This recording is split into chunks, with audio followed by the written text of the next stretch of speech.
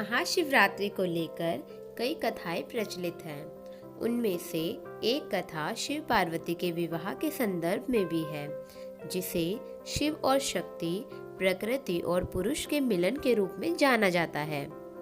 कहा जाता है कि इस दिन शिव और शक्ति का मिलन हुआ था। भगवान शिव इस दिन माता पार्वती को पति रूप में मिले थे। मान्यता है कि माता पार्वती ने भगवान शिव को पाने के लिए कड़ी तपस्या की थी, जिसके फलस्वरूप कृष्ण पक्ष की चतुर्दशी तिथि को माता पार्वती का विवाह भगवान शिव से हुआ।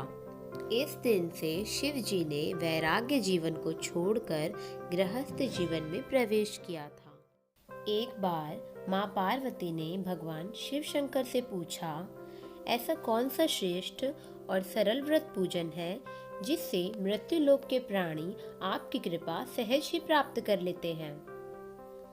उत्तर में शिव जी ने पार्वती को शिवरात्रि के व्रत का विधान बताकर यह कथा सुनाई।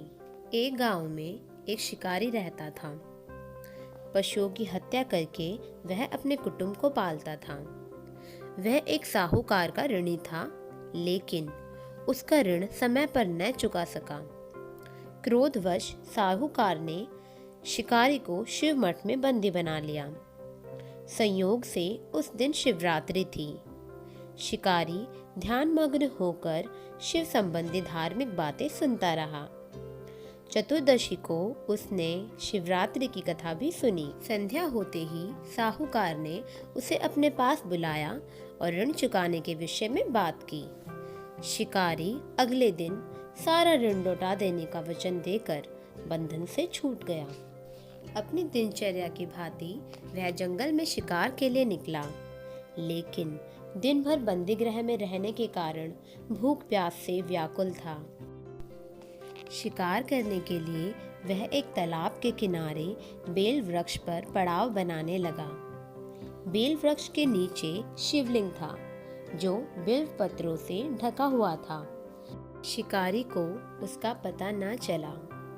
पड़ाव बनाते समय उसने जो टहनी तोड़ी, वे संयोग से शिवलिंग पर गिरी। इस प्रकार दिन भर भूखे प्यासे शिकारी का व्रत भी हो गया और शिवलिंग पर बेलपत्र भी चढ़ गए। एक पहर रात्रि बीत जाने पर एक गर्भिणी मृगी तालाब पर पानी पीने पहुंची। शिकारी ने धनुष पर तीर चढ़ाकर जो ही प्रत्यंचा खींची, मृगी बोली, मैं गर्भिणी हूँ, शीघ्र ही प्रसव करूंगी। तुम एक साथ दो जीवों की हत्या करोगे, जो ठीक नहीं है। मैं अपने बच्चे को जन्म देकर शीघ्र ही तुम्हारे सामने प्रस्तुत हो जाऊंगी, तब तुम मुझे मार लेना। शिकारी ने प्रत्यंचा ढीली कर दी और मृगी झाड़ियों में लुप्त हो गई। कुछ ही देर बाद एक और मृगी उधर से निकली। शिकारी की प्रसन्नता का ठिकाना न रहा। समीप आने पर उसने धनुष पर बाण चढ़ाया। तब उसे देख मृगी ने विनम्रता पूर्वक निवेदन किया, हे पारधी, मैं थोड़ी देर पहले ही ऋतु से निवृत्त हुई हूँ। कामातुर विरहिणी हूँ। अपने प्रिय की खोज में भटक रही हूँ। मैं अपने पति से मिलकर शीघ्र ही तुम्हारे पास आ जाऊंगी। शिकारी ने उसे भी जाने दिया। 2 बार शिकार को खोकर उसका माथा ठनका। वह चिंता में पड़ गया। रात्रि का आखिरी पहर बीत रहा था। तभी एक अन्य मृगी अपने बच्चों के साथ उधर से निकली। शिकारी के लिए यह स्वर्णिम अवसर था। उसने धनुष पर तीर चढ़ाने में देर न लगाई। वह तीर छोड़ने ही वाला था कि मृगी बोली, हे पारधी, मैं इन बच्चों को पिता के हवाले करके लौट आऊंगी। इस समय मुझे मत मार। शिकारी हंसा और बोला, सामने आए शिकार को छोड़ दूं? मैं ऐसा मूर्ख नहीं। इससे पहले मैं 2 बार अपना शिकार खो चुका हूँ। मेरे बच्चे भूख प्यास से तड़प रहे होंगे। उत्तर में मृगी ने फिर कहा, जैसे तुम्हें अपने बच्चों की ममता सता रही है, ठीक वैसे ही मुझे भी। इसीलिए सिर्फ बच्चों के नाम पर मैं थोड़ी देर के लिए जीवन दान मांग रही हूँ। हे पारधी, मेरा विश्वास कर, मैं इन्हें इनके पिता के पास छोड़कर तुरंत लौटने की प्रतिज्ञा करती हूँ। मृगी का दीन स्वर सुनकर शिकारी को उस पर दया आ गई। उसने उस मृगी को भी जाने दिया।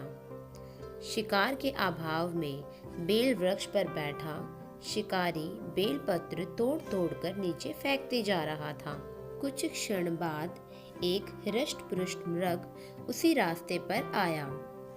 शिकारी ने सोच लिया कि इसका शिकार वह अवश्य करेगा।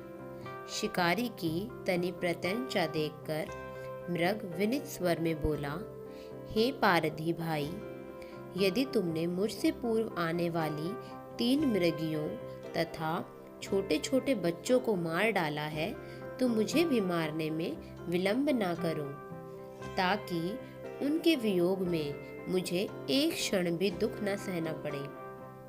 मैं उन मृगियों का पति हूँ। यदि तुमने उन्हें जीवन दान दिया है तो मुझे भी कुछ क्षण के लिए जीवन दान देने की कृपा करो। मैं उनसे मिलकर तुम्हारे सामने उपस्थित हो जाऊंगा। मृग की बातें सुनते ही शिकारी के सामने पूरी रात का घटना चक्र घूम गया। उसने सारी कथा मृग को सुना दी। तब मृग ने कहा, मेरी तीनों पत्नियां जिस प्रकार प्रतिज्ञाबद्ध होकर गई है, मेरी मृत्यु से अपने धर्म का पालन नहीं कर पाएंगी। अतः जैसे तुमने उन्हें विश्वास पात्र मानकर छोड़ा है, वैसे ही मुझे भी जाने दो।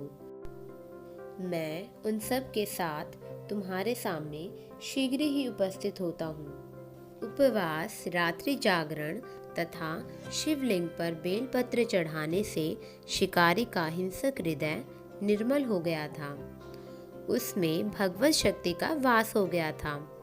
धनुष तथा बाण उसके हाथ से सहज छूट गए। भगवान शिव की अनुकंपा से उसका हिंसक हृदय कारुणिक भावों से भर गया। वह अपने अतीत के कर्मों को याद करके पश्चाताप की ज्वाला में जलने लगा। थोड़ी ही देर बाद मृग सह परिवार शिकारी के समक्ष उपस्थित हो गया, ताकि वह उनका शिकार कर सके। किंतु जंगली पशुओं की ऐसी सत्यता, सात्विकता एवं सामूहिक प्रेम भावना को देखकर शिकारी को बड़ी ग्लानि हुई। उसके नेत्रों से आंसुओं की झड़ी लग गई। उस मृग परिवार को न मारकर शिकारी ने अपने कठोर हृदय को जीव हिंसा से हटा सदा के लिए कोमल एवं दयालु बना लिया। देवलोक से समस्त देव समाज भी इस घटना को देख रहा था।